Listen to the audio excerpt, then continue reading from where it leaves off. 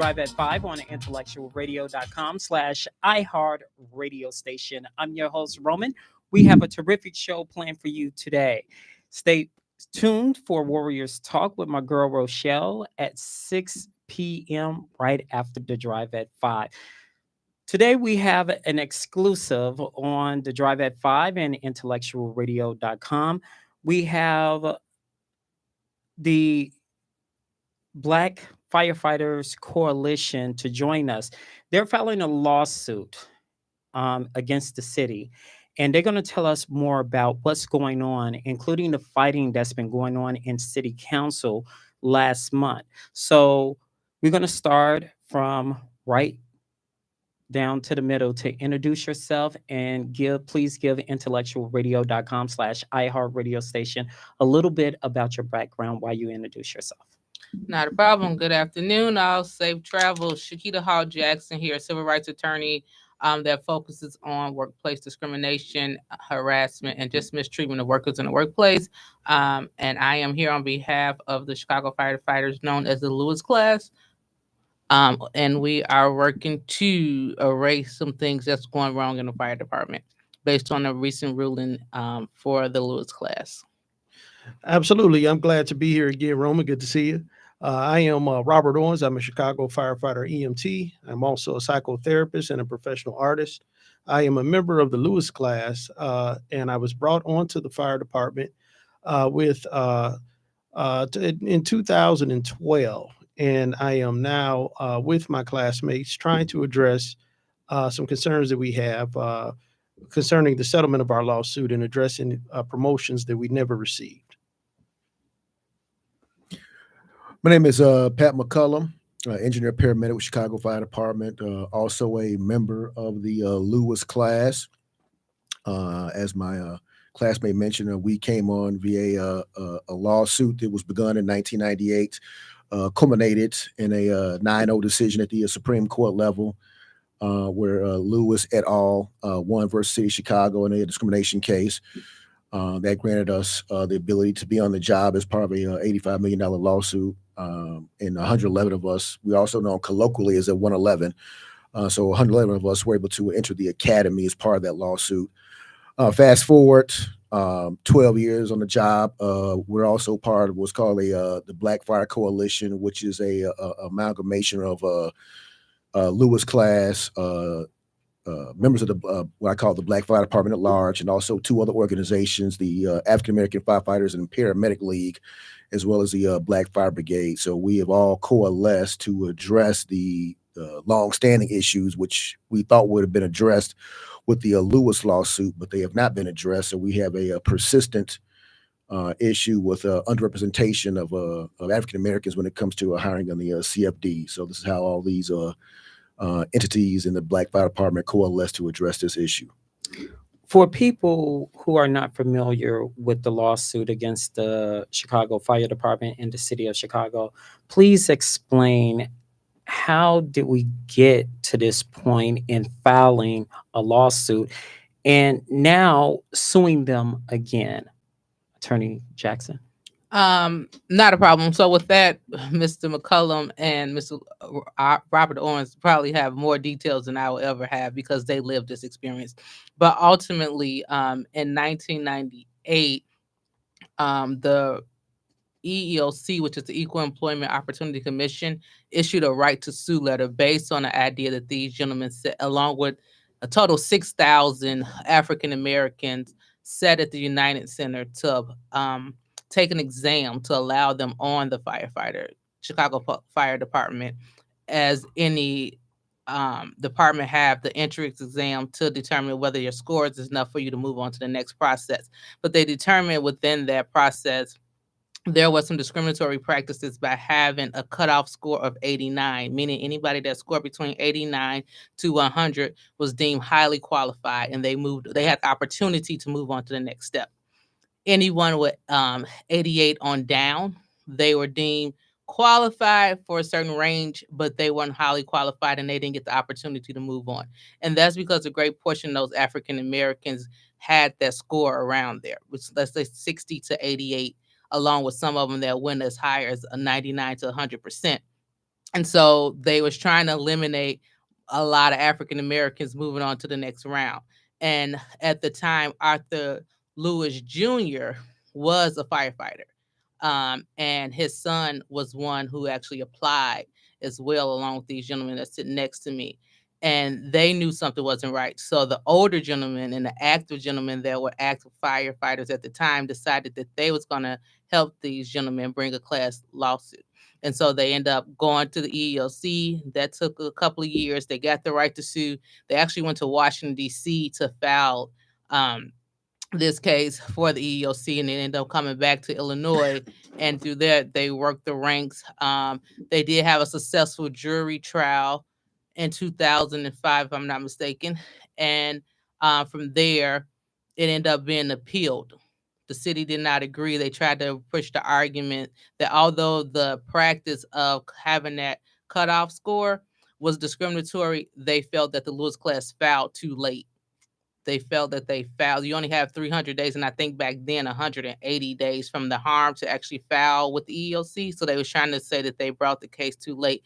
So it went all the way to the appellate court, then it went all the way to the Supreme Court, and ultimately, as Mr. McCullum stated, it became a 9-0, meaning that the Supreme Court justice agreed that city of Chicago had harmed these Black individuals. So they came back to court, and at that time, the parties' attorneys negotiated the terms in which they can allow people to come in based on this ruling. Because there have been harm, they couldn't guarantee 6,000 Black people a job, so they agreed to give 132. But by the time they made it back to this from the Supreme Court back into the Northern District here in Chicago, they only agreed to knock that number down to 111 and gave them an actual seniority date of June 1, 1999, all seniority dates, but for promotional opportunities. And so, with that, whatever date they actually came on is their actual date for seniority when it comes to promotion. So, a lot of them was able to age out and also have enough seniority to access their pension before they can even qualify for the first promotion. Because of the way the collective bargaining agreement reads, you have to be on the job for so many years for you to qualify for the next rank. And so with that, they didn't find anything odd until it was time for them to apply for their first promotion. And by that time, it takes, once you do sit for a promotion, it takes on average 2 years for the scores to come out. And so as they was waiting on these scores to come out and seeing where they was placed, that's when they did a little bit more digging and realized the original lawsuit, although it gave them an opportunity to diversify this fire department and get them in the door, they will never, most of them will never see a promotion before they exit. And one last thing I want to make clear here is most of the individuals that came in, they were, I think the youngest person was 39 and the oldest person was mid 50s. And so at the end of the day, you have to be, I think there's 20, if I'm not mistaken, and one of them could correct me, between the age, let's just say 18 to 36, 38 is when you tap out and you can even qualify. You have to have that age. So just imagine the physical restraints that they had applying for this. They still had to go through the physical portion, although the court granted 111 of them a position. They still had to compete for it and still had to go through the academy to pass it. Can you give us an example of the questions or whatever that was on the exam? Some people would say that you didn't study hard enough. Some people would say that, you know what, you was busy smoking, you was busy doing this, you didn't, all the things that you can imagine that's out there. You didn't study for the test, you didn't get in shape, so you deserve to fail. This is not the case. Tell us, give us an example of the exam. Roman, I'm glad you brought that up because, I always bring my resume. I was an honor student at the University of Illinois in Chicago at the time. I said recently that I got my master's degree 23 years ago, but it was 24 years ago. So I think that qualifies me as being able to take a simplistic test. The test that I recall, it was straightforward. I didn't have a problem with it, but I can vividly remember when I got my scores for the test, I said it was some bull crap. And I remember saying that they don't want us on this job. Now, I went to take that test with 5 of my friends, and my brother was one. And all of us, none of us qualified. We qualified, but we weren't in the highly qualified category. And the impact was it stopped me from being able to get on a job and have an opportunity to take promotional examinations where I could have excelled and my colleagues could have excelled, especially in that there are not even a lot of black Chicago firemen, and our numbers are dwindling as we speak.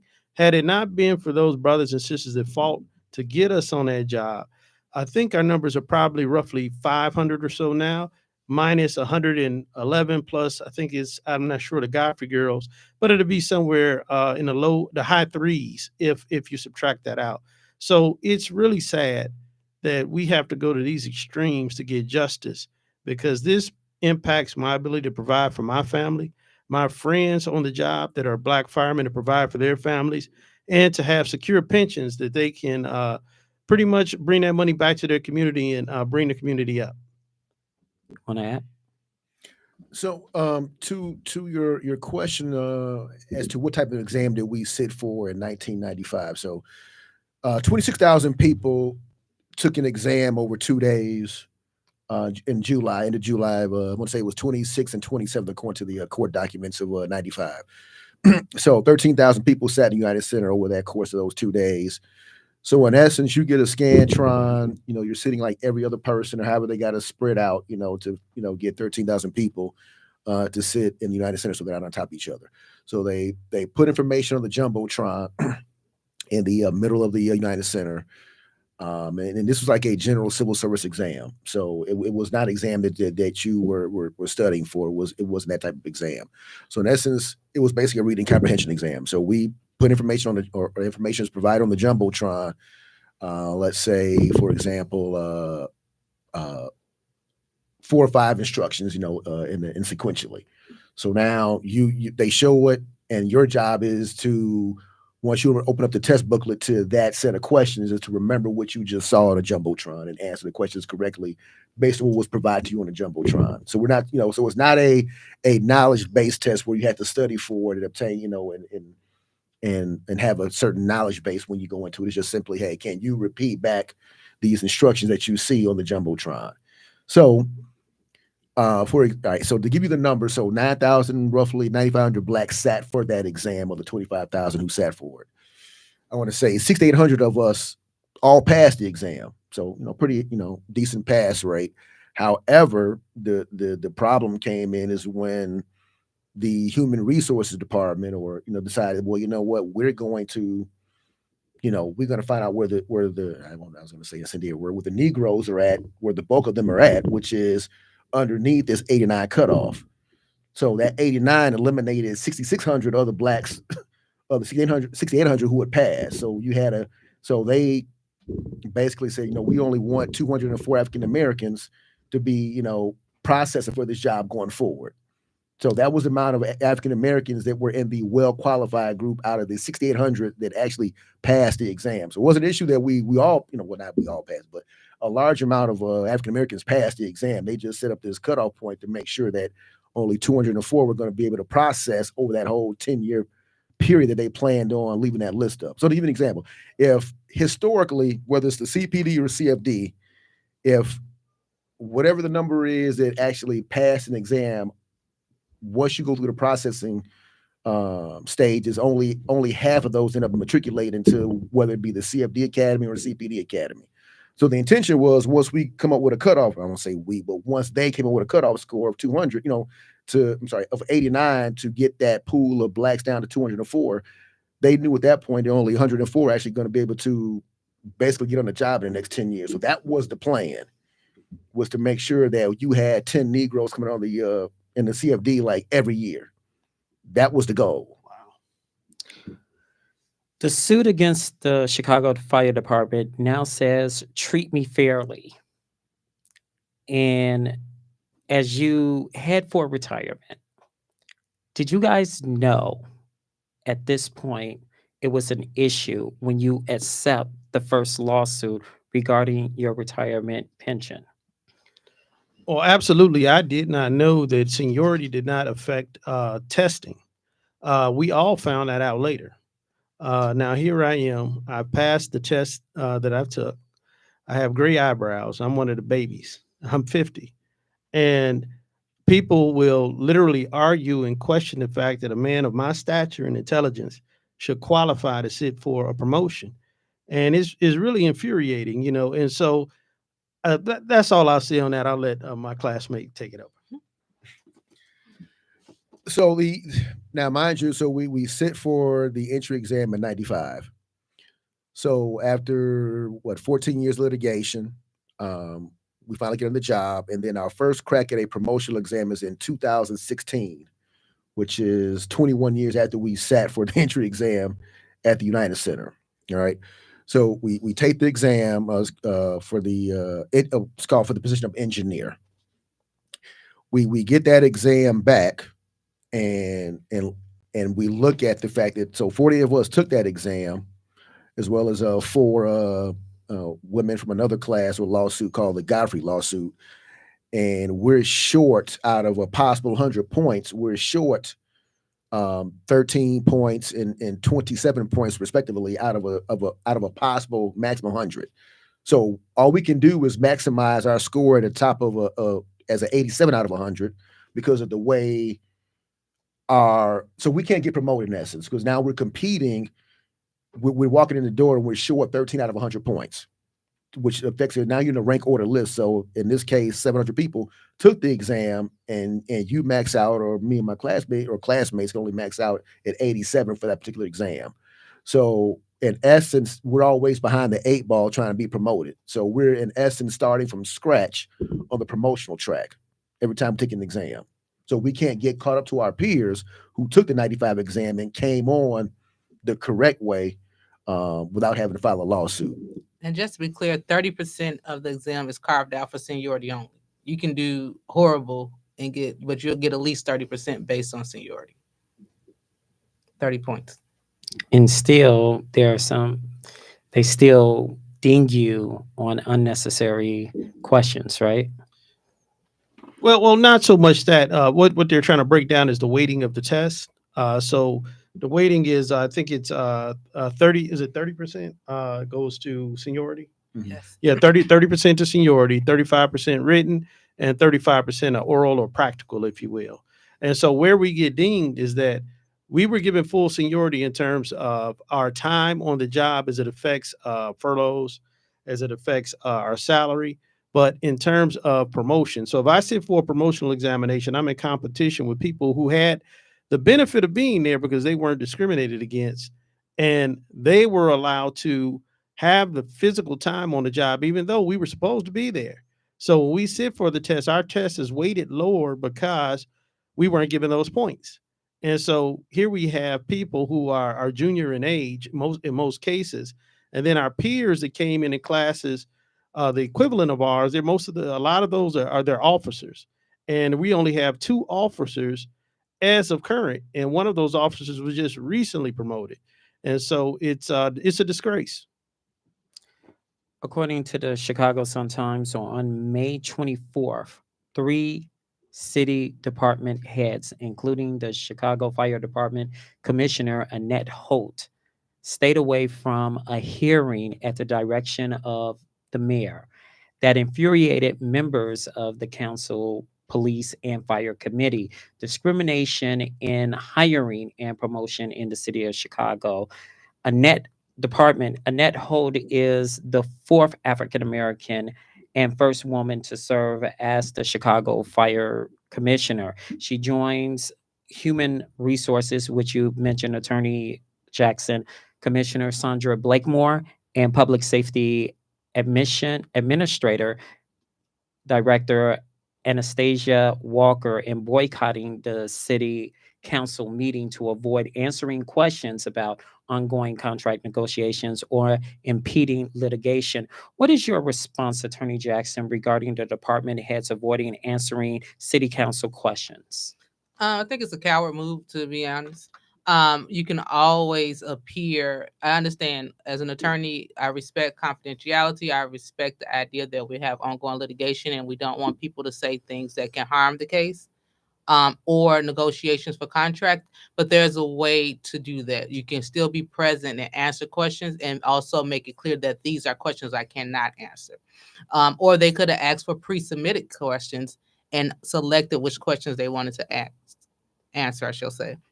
And so with that, that's just because ongoing litigation is present, and also just because there's contract negotiation, that's not an absolute answer to say no, we cannot appear. How you guys feel about what's going on?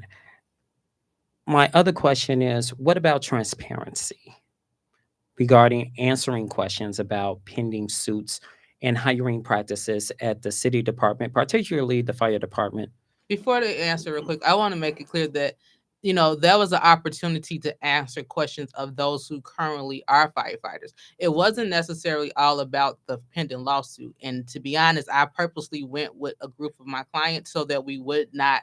I wanted to make sure they don't answer questions as it relates or bring up questions relating to the lawsuit. We want to talk about things that's not necessarily directly in a document to the court, but just general hiring practices. And so, just to be clear, it was not to argue about what was before the court. That's what court is for. We was more so the general firefighter department was there to ask their personal questions. And so, I just want to make it clear, it wasn't more so about here's the Lewis class lawsuit and why this is going on. And it wasn't more so about what was going on in contract negotiations. It was more so a portion of the contract, what is Appendix G and things like that. But it was nothing that would have harmed litigation at all. And that's what's the purpose of me taking my day and sitting there to make sure that did not happen. I defer to the attorney. So I'll pick up where Attorney Hall Jackson left off. So, in essence, what we're there to discuss as the Black Fire Coalition is we're concerned about some of the recent developments or the recent attacks on affirmative action, basically stemming from the Harvard and the UNC cases and how that's trickling down to affect what's going on here in Chicago. So the rest of the fire department has been pretty giddy, along with the local, that basically, as far as they were concerned, at the demise of affirmative action in the contract, being the negotiations are current right now, that it was going to be eliminated from the contract. And our goal as a coalition has been to make sure that affirmative action is not eliminated from the contract, given the fact that we're still having these issues that, in essence, as illustrated in the last entry exam, which was December 2022, we've got 15,200 people who sign up for the exam through a what we all feel is a non-transparent, bogus lottery process, and we only end up with 393 African Americans who passed the exam out of 15,200 total applicants. So we're dealing with the same nonsense that we dealt with personally in 95, and here it is 2022, and we're discussing this in 2024. So 3 decades later, we're still discussing the same issues, and now we have Black leadership telling us they can't show up to answer questions. That's a tremendous problem. So it's unacceptable in your opinion. It's unacceptable, and now you're using our lawsuit and contract negotiations as a, scapegoating those two things as a reason why you can't come and be accountable to your constituents. So, hey, we want to know, why is it that 4,000 African Americans sign up for the exam, but we can't get but 400 to pass an exam? Or why is it that we have an exam where it used to be we had a 90% pass rate for all demographics, and now it's going down to 50%? Back, to your question of what kind of questions are you answering or asking, that the pass rate plummets for all demographics, but as usual, it hurts us the most. According to the Chicago Sun-Times, during the city council meeting, some of the council members were upset about the department heads not showing up at the council meeting last month. It's quote as saying, with Alderman Anthony Beal saying, "These commissioners work for us. We appoint these commissioners not to come before this body. What is this body for? What are we doing? Why are we electing officials? We will never get anywhere in this city if we allow this behavior to continue." End quote. Should the department heads be supposed to be held accountable for answering these questions? It was, according again to the articles, the aldermen have subpoena power. And it was mentioned, why won't you just subpoena? Well, allegedly at the end of that meeting, that was supposed to be the next step. That was May 2nd, and it is now June 17th. We'll wait to see if that happens. But it was a few of them that, and from all races, I want to highlight that as well, that was very frustrated because they came from their district. A lot of them actually had appointment days for their constituents and their members in the community to come in and speak to them. You know, they have scheduled appointment dates. And they actually took the time away from their home offices to be there. So they was very upset that this happened. But yeah, they need to use that, exercise their subpoena power, just like we was in court. You are paying this. This is coming out of the city budget. This is coming from taxpayers' dollars, and it's like I said, it's simply to answer questions. And if you heard from what Mr. McCollum said, none of it goes to a lawsuit. We're talking about the general testing protocols. What do these questions look like? Why is this now a result that we went from a high percentage level to a lower percentage level of passing? How can we help? That's what they want to know. How can we help? But here's the however Yeah. component, if I may, and anyone can answer this. It's the same doggone concept that the Chicago Police Department is going through. It just seems like every single public official, for the exception of aldermen, they don't have to take a test. You have to be a high school graduate. You don't have to take any written tests or anything like that. But other city officials, they do. Mhm. My question is, why not aim for a solution when it comes to questions, especially psychological or behavioral questions that a Black behavioralist or a Black psychiatrist, you know your people. No white psychiatrist can analyze, I can't say that, but when you ask a specific question, so what's your home life is, it's going to be different from a white person, of course. But my question is, why not aim for or stress the point of having some type of Black psychologist to actually go over these questions and say, this is unacceptable? Well, that's the thing. If you don't come to the table, you can't make those suggestions, right? And that's what the frustration is. This was an opportunity for Mr. Owen just gave you his background. He might be the perfect person to look over this exam. You know, he has the experience of both the psychiatrist's background and the firefighter background. And so if you're not coming to the table to have these discussions, then I don't think a solution can ever be proposed.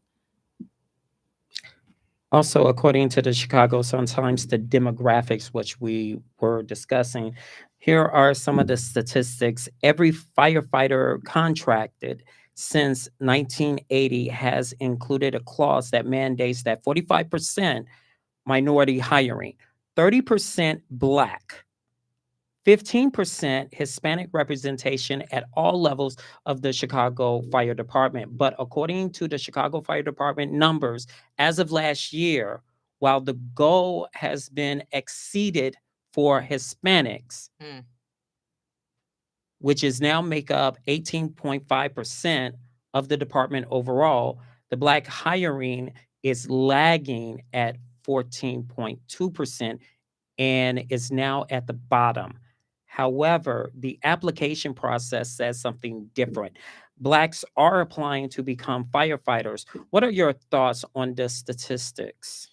Well, this problem has been going on as long as I can remember. I can remember before I even took the test, some of my friends saying, "Oh man, that test, they don't want you on that job, man." That's I won't even say who they said it was for. But there's obviously something going on corrupt in the process. What that is, I don't know. But I can say this to every tax-paying citizen in the city of Chicago that's Black: understand that your money is being funneled through pensions and through salaries to other communities, and you're not being given a fair shake as it relates to employment opportunities when these type of things occur. Want to add? So, in regards to the numbers, the Office of Equity and Racial Justice put out or they put out, that's their job or their mission, is to put out these numbers in regards to every city department, and if they're somehow achieving these goals that represent the city demographic in water, streets and sand, Chicago Fire Department, etc. So according to that office, we had met our demographic with 26% of African Americans signing up out of that 15,200 that I mentioned. However, once I mentioned that 393 number who had passed, that gets us down to only 10% of African Americans who applied, or that 26% actually passed the exam.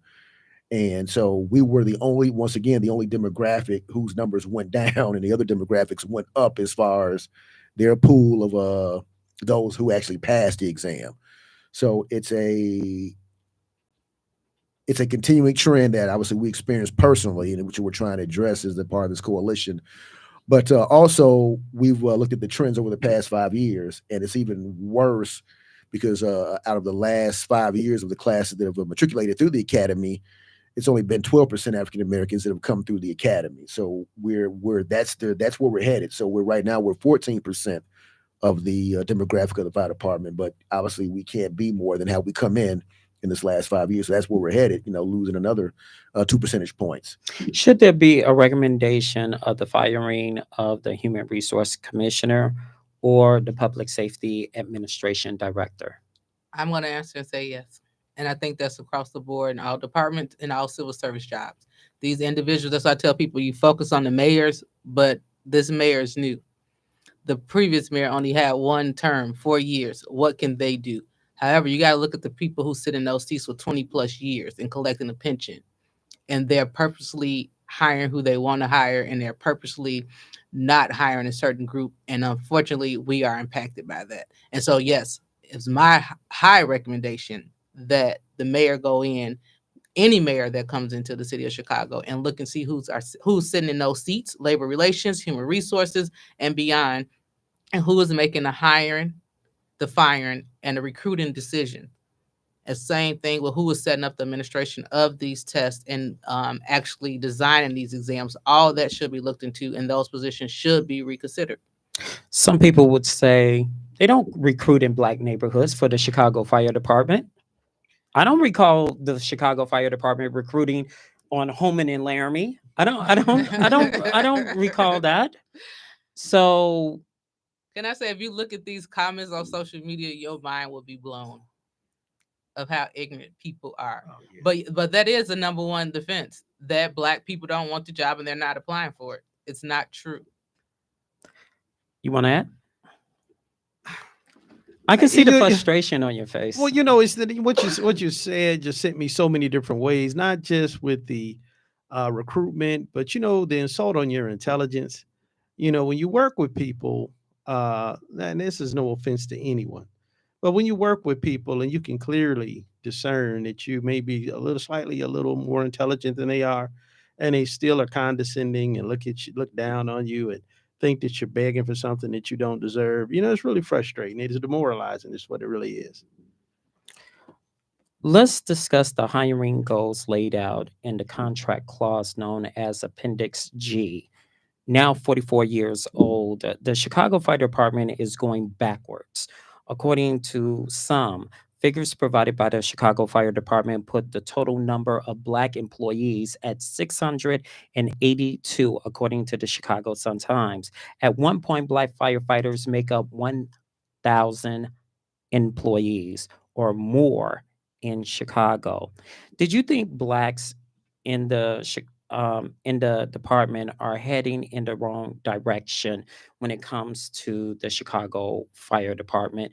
As you mentioned, sir, you mentioned that we had these numbers, we increased the numbers of applicants, but you hear from the data and the statistics at this level, 682 that's currently an employee of the Chicago Fire Department is 600. It was more. That's a big reduction. Yes, it's a big reduction, and that number is probably maybe a year, 2 years old, and that probably also included what we call the EMS division, which is also so in the fire department, you have what's called fire suppression and rescue is one division. So that's where obviously all the firefighters reside in that division. You also have EMS, which is just single role paramedics. So that number that you're reading there includes we call sworn individuals in both those divisions, plus a number of a small number of civilian jobs as well.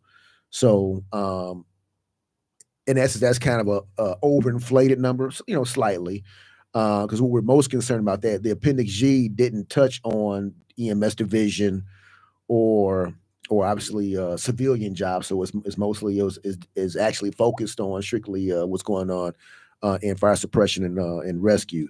So when the consent decree went away in 2022 underneath our prior mayor and current commissioner, the city and the DOJ both agreed that the city had made all good faith efforts to increase minority representation.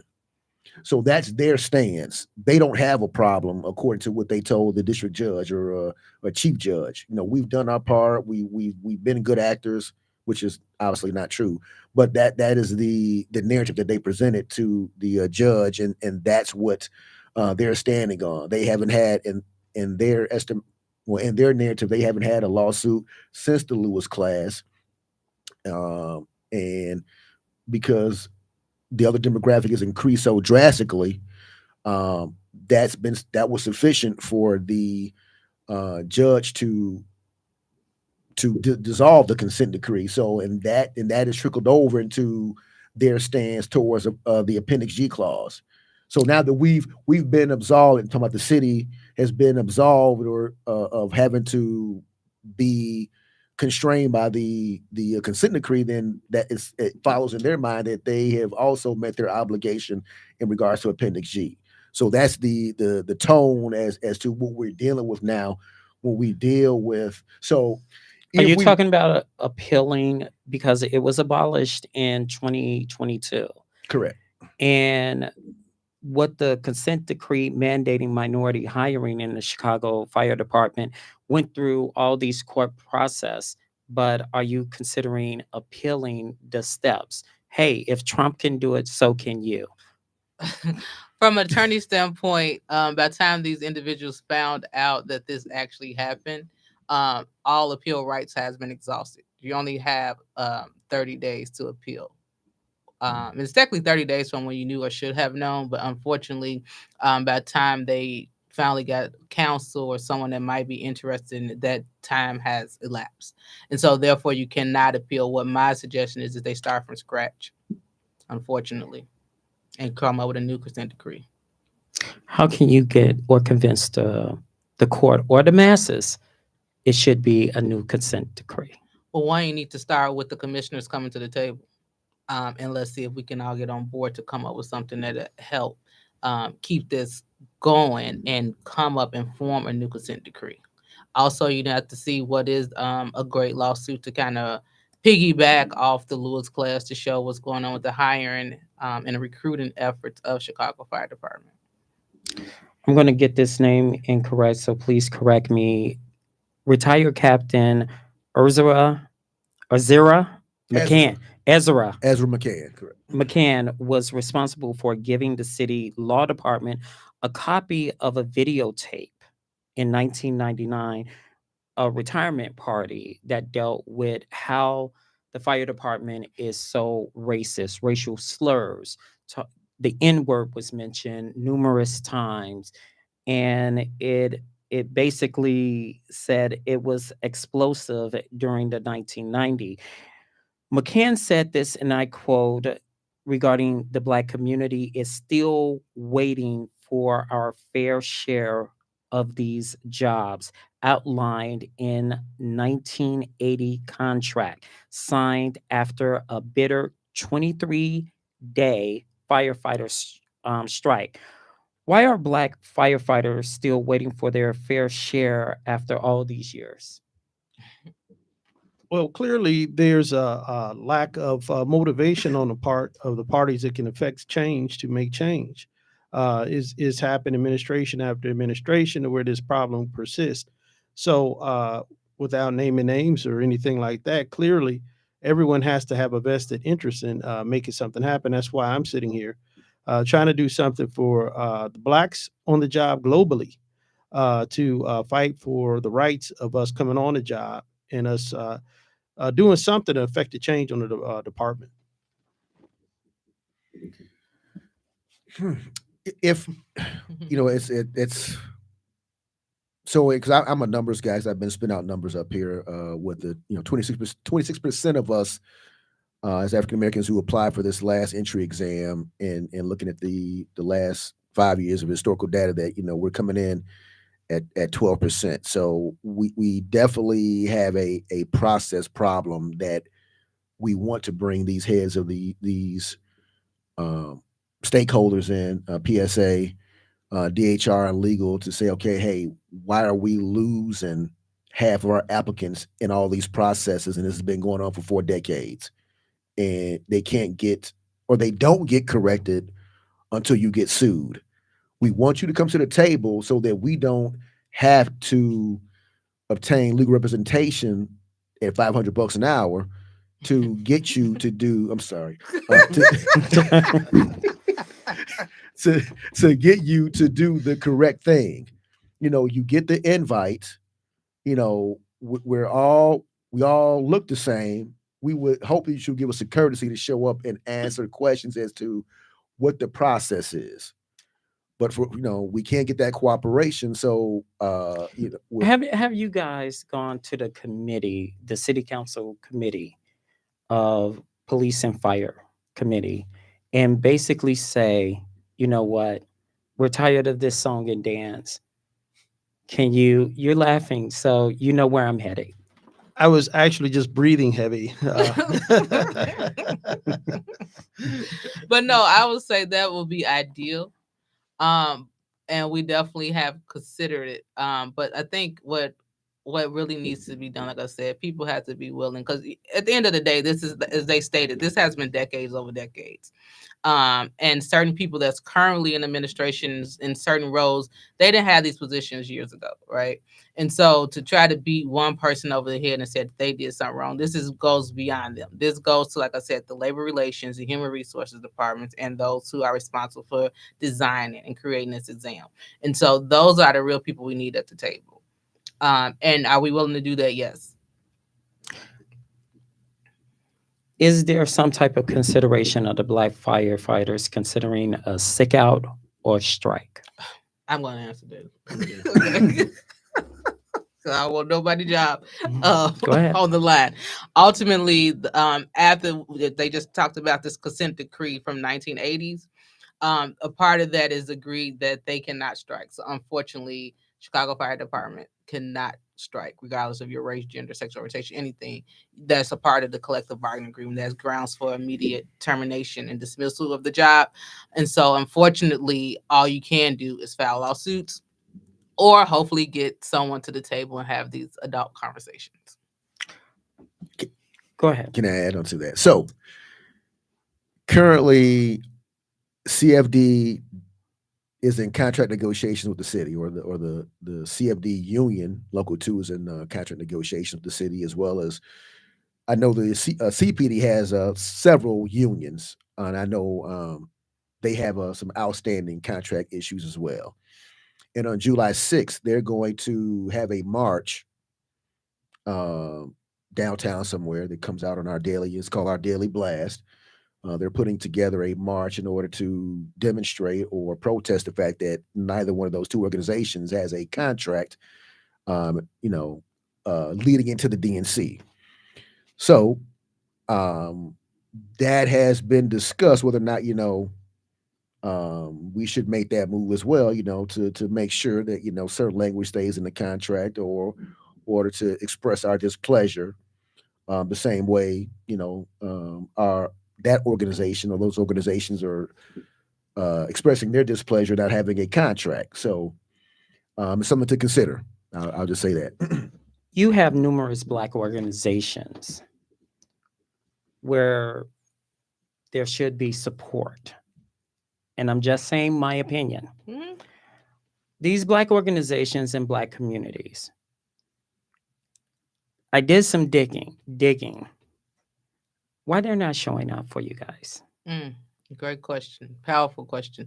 To be honest, most have to the level which that we need them to be. I really think it's I call exposure, right? One, they need to be aware of what's going on. And once we get a platform and possibly what you just said, maybe some kind of shutdown protest, that's when you see them. It's not enough media attention if you want to get my real opinion. Ditto. Now we have two organizations that we've been working with. In particular, for the Lewis case, has been Rainbow Push. So we work with them hand in hand to get exposure, bring exposure to our particular case. Now, as far as the larger, what I call Black Fire Department issues, we've been working with the West Side NAACP.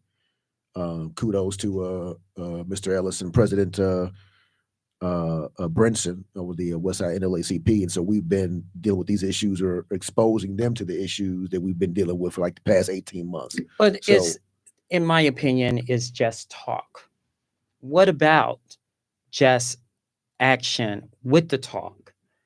It is basically saying, okay, yeah, we got this. You guys are, we understand, but now it needs action because you're looking at the statistics and what's been going on, and the attorney is basically saying you guys are not getting a fair shake. So if you're not getting a fair shake, then and again, here's my tangent.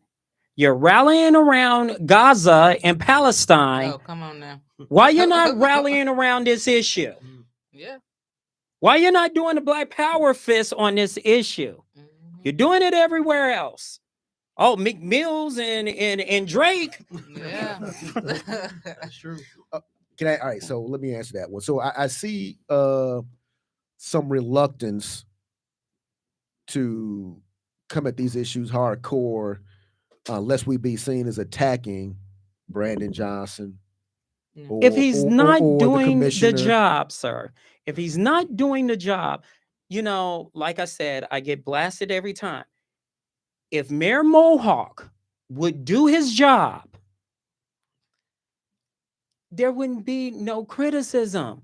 The problem is he does not have any legislative experience, period. And I said this over and over. I mean, I know I don't care if he doesn't like me. I've been knowing him. He stays 2 blocks from me, allegedly. What I'm saying is that it's like every single time people will give a Black representative a pass. Well, If that person was white, if that person was Paul Vallis, oh yeah. Oh yeah. all hell would break loose. But can I make it clear? Go ahead. I'm sorry. And if it was valid, I think we'd be all right. But I would like to make this clear. And in my position, I'm not giving Brandon a pass at all. But what I am saying is that due to him just not getting in that seat, we have to also look beyond it's just him. Can he easily get to the table and make this thing happen? For sure. But I honestly believe, regardless if he decide he want to resign today because it's too much heat, we still gonna have the same key players in human resources making these decisions. That man don't know none of these people sitting here. He don't know none of the 111 Lewis class members, and probably never will.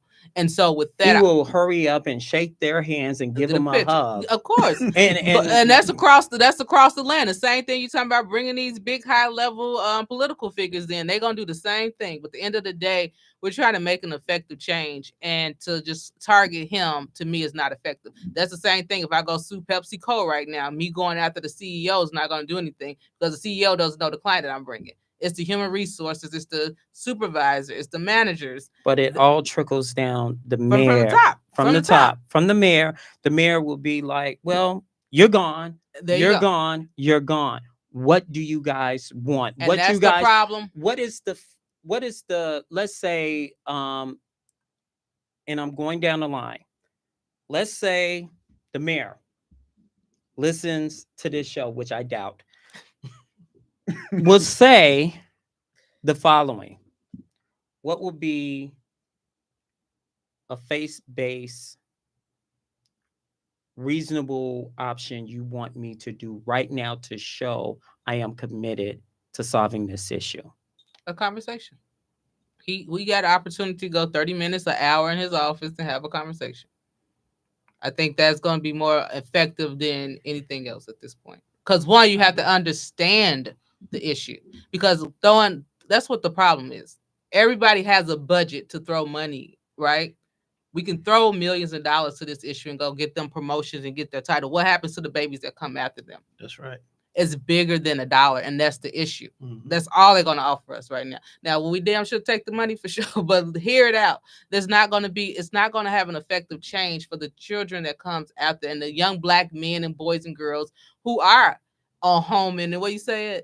I got the streets wrong. Let's say Laramie in Chicago. Laramie Avenue. in Chicago, 79th to Halsted, that dreamed of becoming firefighters. They're sitting on the corner and sitting on their block watching these lovely trucks come by, and they have that dream and that passion that that's what they want to do.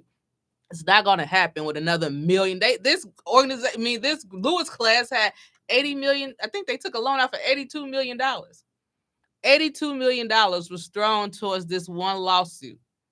Now we're back in 2024 asking for something that they could have resolved back then. The Urban League couldn't help you guys. They were at the table the first time around. Now, I want to be fair. Now we haven't reached out to the Urban League. So I don't want to throw any organization under the bus that we haven't had dialogue with. Now, should we be reaching out to Urban League? Yes. We're not turning down any help with either the Lewis case cause or what we call the Black Fire Department cause, which is to address why we only had 12% of African Americans matriculating through these academies. So, we got our own legal issue, which we have our lovely attorney for to address that. But as far as the larger issues of the community, yes, Urban League, NAACP, Rainbow Push, all hands on deck to address these issues. Community organizations to put pressure on Mayor Mohawk, the mayor, as well as the other stakeholders that he's hired in these positions to now, hey, whether he believes that they're going to address these issues, we just want them to come to the table so that we understand that they understand it's a problem. Right now, we don't even know if they understand it's a problem. I really and please believe we're not sugarcoating or pacifying nobody because of their race and who they are. Because ain't nobody offer me nothing. So I don't owe nobody nothing at this point. But the point is, I really do think it's a lack of knowledge. People excited for titles and positions, but they don't understand what comes with that. Mm-hmm. And you have to understand that, unfortunately, you took this seat. So every department under you, you need to make sure you understand what's going on in each one of these departments and what is the pressing issue and how can you resolve. Like I said, you are the top. If you can't resolve it. But it's gonna have to start with removing some of those people in those seats that's beyond and below him. Just very quickly, because we are running out of time. There is the Black Firefighters Coalition, but there's also the Black Firefighters Brigade, what they're doing in Cabrini Green. I want you just carve out just briefly what they're doing to help inspire the numbers of the Black firefighters. Okay, so the brigade is a program that actually helps or exposes, let's say, 18 to young adults to the fire service and assisting them in getting their EMT license. So it's basic exposure to the fire service. So and that's a citywide endeavor. And how they can get in contact with them. Basically just it's a BFB brigade.com is the address for the brigade. And just to be clear, Chicago Fire Department and Chicago Police Department have it where they are in the high schools and allowing these kids to do a program where they can matriculate over into both departments immediately after high school. So I think they start as early junior year and senior year they can do it because my little cousin did it. Right. So let me speak on that program. I used to be a instructor in that program. So the direct pipeline, or one of the preference points that I mentioned off camera here, was a program called CPFTA, Chicago Police Fire Training Academy. So every year that program takes 125 juniors and puts them into a program that runs Monday through Wednesday after school. All right. So if you make it through that program in your junior and senior year, then you get you have available to you a number of certificates. One, you can actually get your EMT license coming out of that program before you even hit 18, because they have an exception that's afforded to that program, so you can get your EMT license prior to you turning 18. And also, the kids who go through that program get a preference point when they take the exam. So right now, that is the quickest way for kids. Any to high get preference school point. can reach out. Any high school. So going to If you're listening, principals, please. yeah, so it's called CPFTA, Chicago Police and Fire Training Academy. The program goes out to recruit kids in their sophomore year, because the applications are due roughly May 1st in the sophomore year for these children to sign up for that program. Thank you so much. Thanks, to be continued.